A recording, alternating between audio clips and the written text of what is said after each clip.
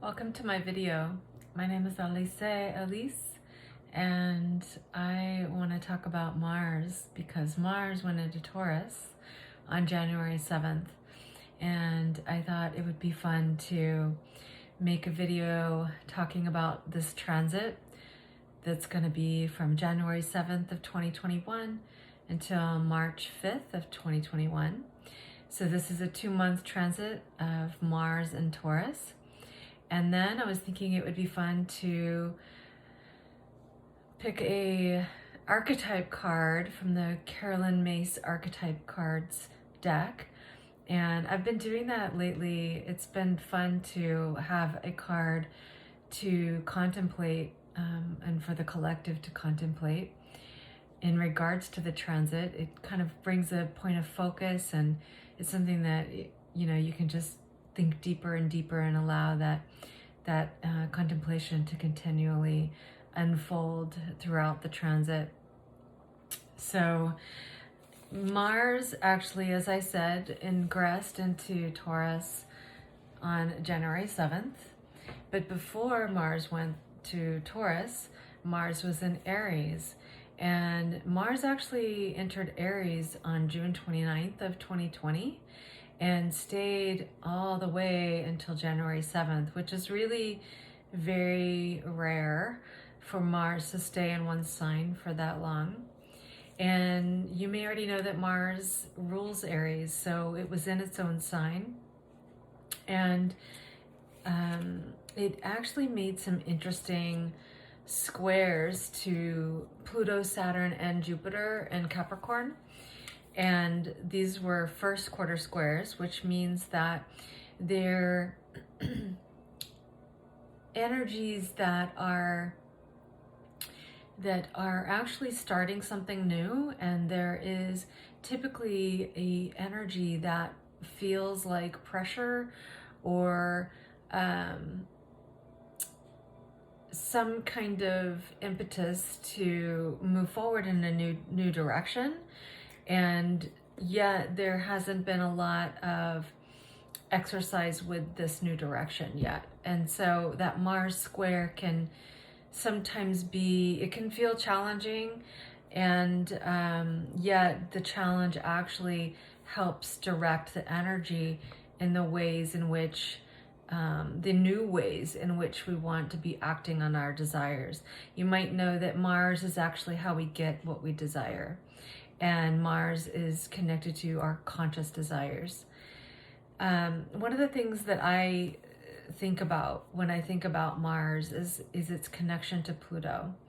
And, you know, you may be aware that Mars rules Aries, but it also is the ancient ruler of Scorpio. And Pluto is the modern day ruler of Scorpio. And I always think of that Pluto is the feminine energy of Scorpio, and Mars is the masculine energy of Scorpio. And Pluto is actually connected to the unconscious and the unconscious desires. And Mars is the conscious desires. So I always think of Mars as acting on the unconscious desires of the soul. And it becomes conscious through Mars. Mars is very instinctual. And so this is where the way I understand it is that Mars is actually acting from the unconscious. It doesn't think about what it's acting on. It just acts. And it's not necessarily thinking about where it's coming from.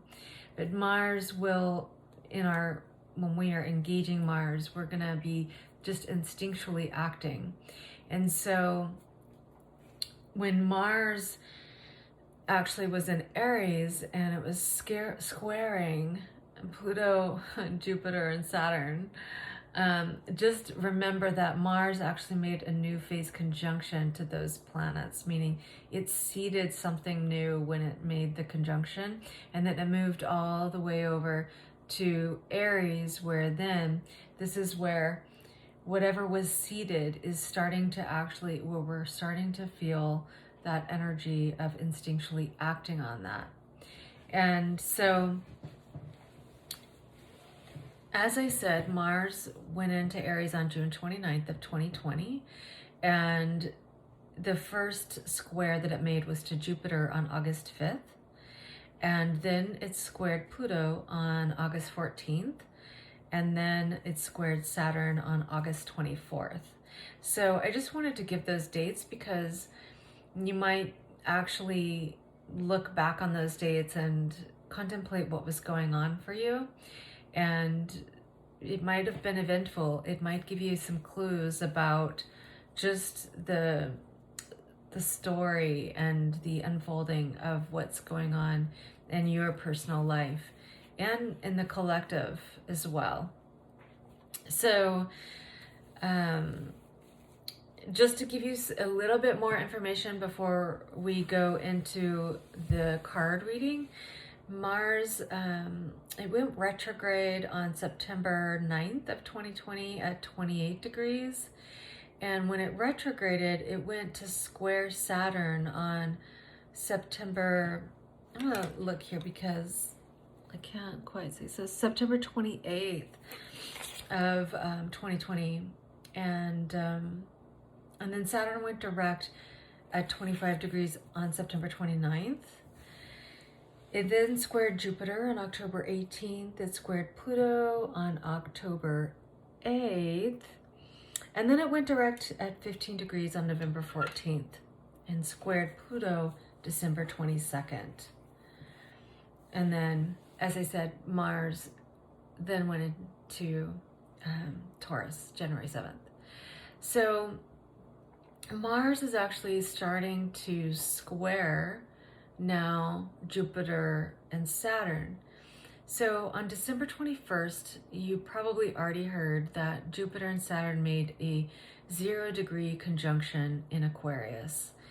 And this was a pretty big conjunction because it actually sets off a 20-year cycle between the two. And as I said, starting in Aquarius and at a very sensitive degree in Aquarius because it's the very first degree of Aquarius. So this is very much like a birthing point. Jupiter and Saturn are social planets. So they really have to do with society and the social sphere. So this conjunction was actually interesting because it is in Aquarius, which is really about a lot of things, which I won't be able to just cover everything in this video, but Saturn and Jupiter in Aquarius. So Aquarius is the humanitarianism and the it's more of a group energy. It's really about honoring the individual needs and the diversity of the group, as well as the diversity of species. So it's very much the part of our consciousness that understands the diversity of the group and the needs of the group. So I do want to say though, with Aquarius, you know, we all have Aquarius in our charts and we are all in different states of consciousness. And so as we expand our consciousness, we're able to encompass more and more understanding. And so Aquarian energy is really about expanding consciousness and really understanding, you know, each unique individual and their needs, but not everyone will tap into that part of the Aquarian energy, but we can all tap into the group energy, which is Aquarius. So when it made the conjunction there, it really sets off an interesting cycle too, because this is not just a 20-year cycle between the two, it's also setting off a new 200-year cycle in air signs. And so this really indicates that the collective is going to be expanding in their ideas and in ideas and creativity and thoughts and inventions and group energy, as I said, the needs of each unique individual and the needs to be unique, regardless of being involved in groups. So this is a pretty significant conjunction because it does set off a 200-year cycle of expanding our consciousness in the air element. And as not only as individuals, but as a group. So Mars is going to be now squaring that energy. So this is actually likely to be interesting and really bringing points around the Saturn-Jupiter conjunction for us personally. So Mars is a personal planet, and so, you know, once Mars starts squaring that energy, I feel like it's really going to set off this conjunction, and we're going to start to also get some instinctual desires around how we want to contribute socially in this conjunction, or with this conjunction, for the next 20 years.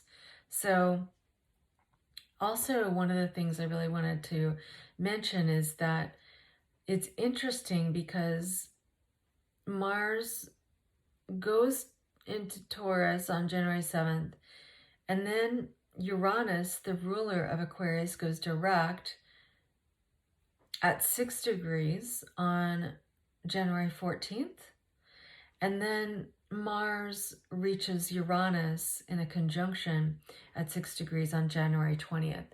So that is really an interesting chain of events, because it's really, again, I feel like this energy is actually going to, this is when actually we're going to really start to begin to feel and take action on that Saturn-Jupiter conjunction. This is where, even though the conjunction seeded something, it's actually, with this Mars transit through Taurus, it's going to start really energetically taking off in new ways. And one of the things too I find that may be interesting and helpful is that Taurus has to do with our self-value and what we value. It's ruled by Venus, so it has to do with what we need on the earth plane, our survival needs. It has to do with the senses and what makes us feel good, what we love, what we feel like where we would thrive. And it also has to do with resources and what we see as wealth. So this is also another piece that is likely to be coming into our awareness now, more so. And so it does have to do, of course, with money and anything to do with resources and anything to do with the senses. Food, water, shelter, the money system in society, and things such as that. So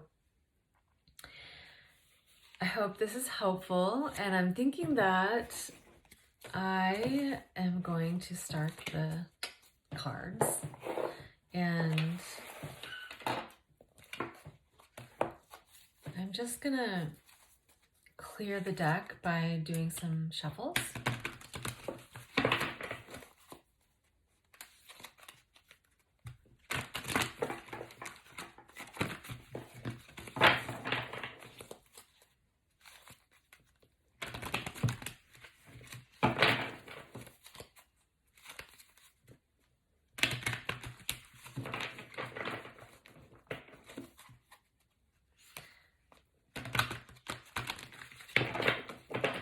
So as I'm shuffling the cards, I'm just setting the intention to clear the deck, and I want to bring in the intention of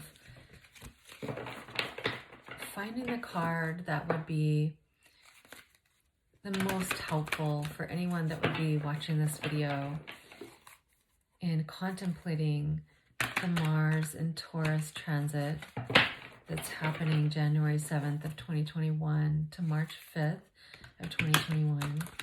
What would be the highest and best card to be contemplating as a collective?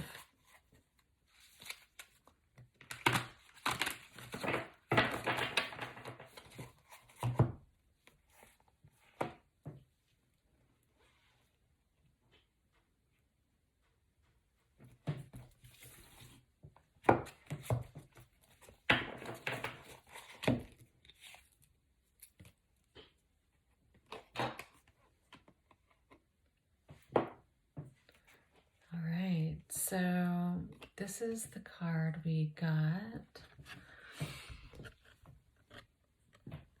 You see it? It's Trickster.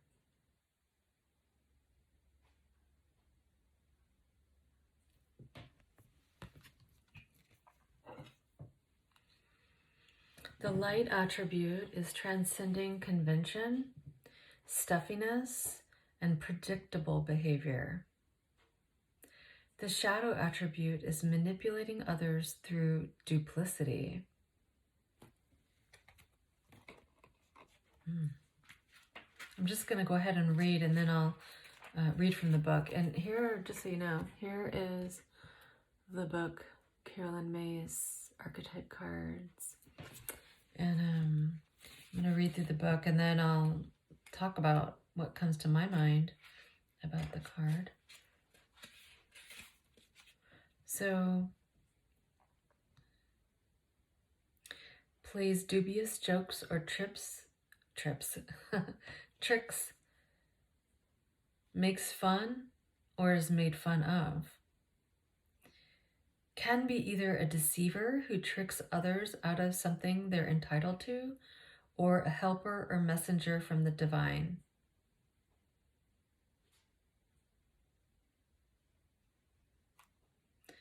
Can be a great ally in presenting alternatives to the straight and narrow path, to people and institutions who seek to hem you in through peer pressure and conformism.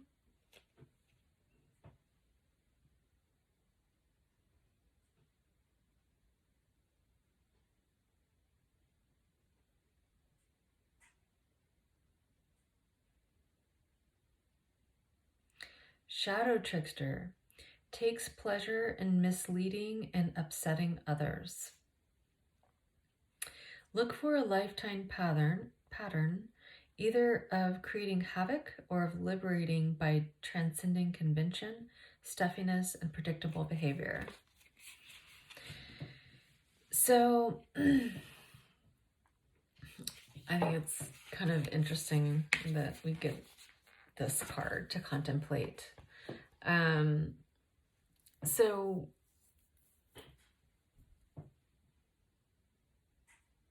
the thing about the light attribute is that this is very Aquarian energy, transcending convention and stuffiness and predictable behavior.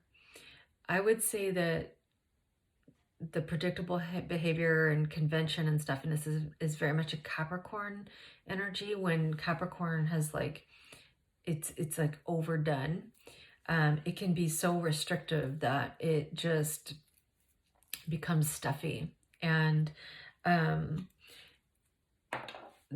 next sign from Capricorn is Aquarius. And so this is where, even though Aquarius is ruled by Saturn and Uranus, Saturn is, Saturn rules Capricorn, in case I didn't say that. So Saturn is where, Saturn's basically our structure of consciousness. And Aquarius and Uranus actually works so well with Saturn, because Saturn creates this container for consciousness so that we can even experience anything. So we have to have some kind of a container in order to experience something. So we need parameters. We need to have some limitations and restrictions so that we can actually hone our consciousness into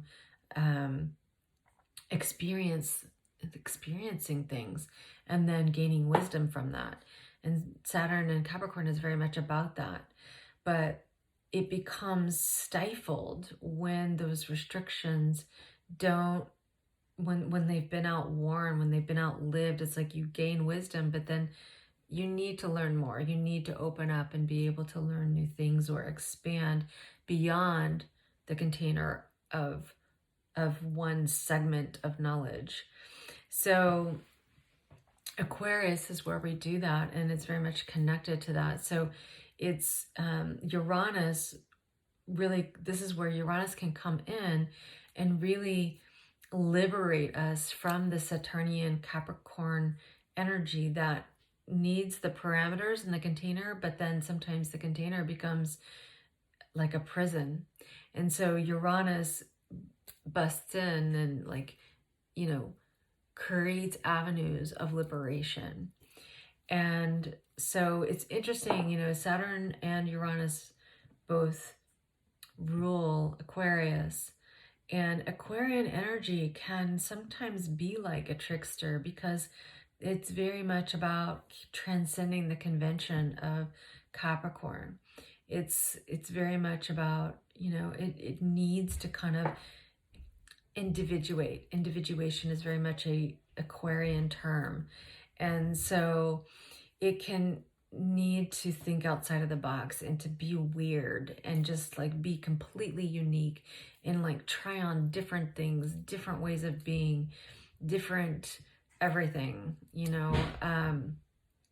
And so this would be the light attribute. And I really think, you know, Mars and Taurus can be, you know, kind of like really assessing, you know, getting into the body and being like, what are my values? Like, what makes me feel good?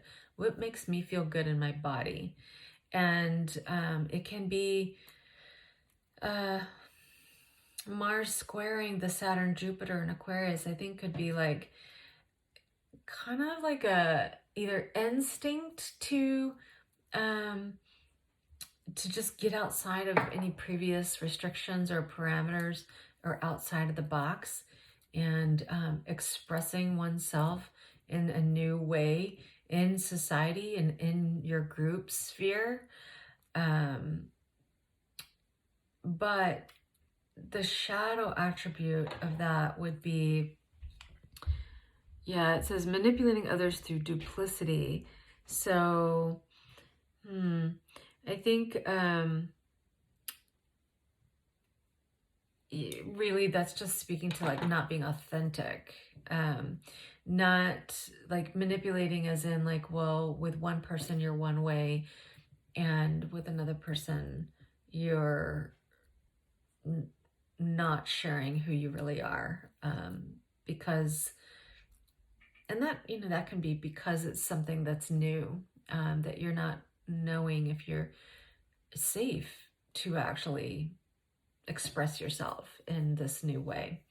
So I did want to move into some of these that she talked about in here because there's some really interesting things in here that got my mind thinking about in regards to Aquarius. And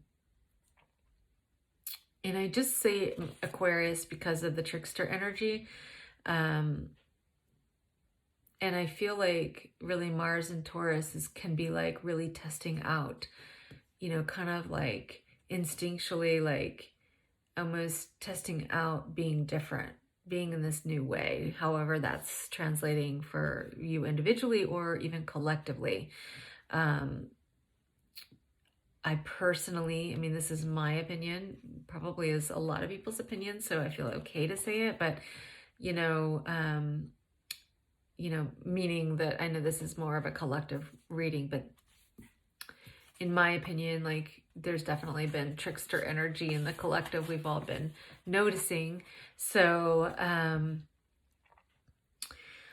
yeah, okay. can be either a deceiver who tricks others out of something they're entitled to. So deception and tricking somebody out of something they're entitled to. You know, I think that this could be, there's such a new energy right now that there can be the light attributes of it, of course, and the shadow attributes of it. And people in general, the collective in general, might be really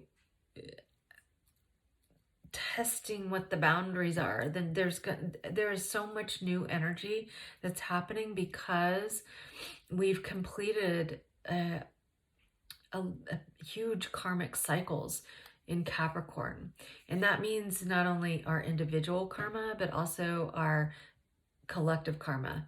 I mean, it's individual, and then it's our familial karma, our ancestral karma, and particularly, you know, lifetimes of karma and collective karma, because of Pluto, Jupiter, Saturn going over the south nodes of those planets. And so there was a big releasing, and then Mars went over those planets, starting this new cycle, and went into Aries, and then now is, you know, squaring that Jupiter and Saturn. So and also want to say that Saturn and Jupiter is going to be squaring Uranus, which is a last quarter square to Uranus. And so this is also an interesting piece because it's actually, it's a last quarter square. So it's more in a completing square.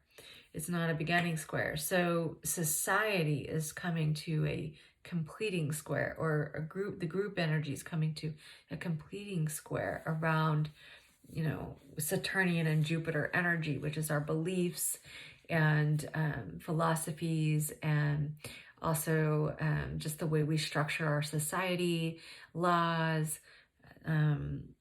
structure of governments. So when this type of energy happens, there can be, you know, people taking advantage of it. So I think that's really something to contemplate around this card. You know, that's what the card's talking about. And and also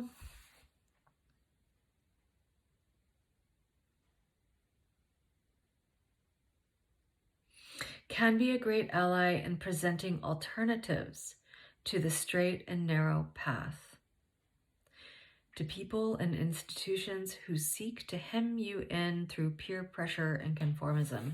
So this is where trickster energy is actually can be really helpful and beneficial, because it does get you to think outside of the box, where as we're navigating these energies in society, because there's new and because there's completing, it's like there's cycles completing and there's new cycles happening. So what that energy can somewhat be chaotic.